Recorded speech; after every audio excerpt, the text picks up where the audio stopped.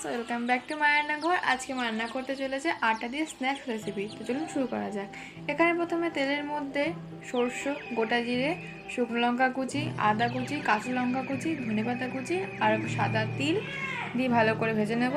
এখন এর মধ্যে কাসৌরি মেথি দিয়ে দিলাম, আপনারা চাইলে নাও দিতে পারেন।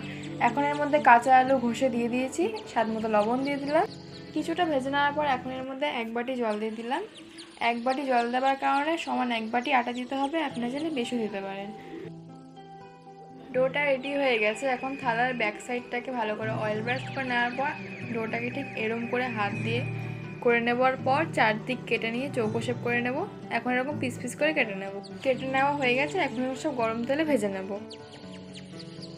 রেসিপিটা কমপ্লিট হয়ে গেছে। আপনাদের কেমন লাগলো তো অবশ্যই কমেন্ট করে জানাবেন। ভালো লাগলে লাইক আর সাবস্ক্রাইব করতে ভুলবেন না। Thanks for watching.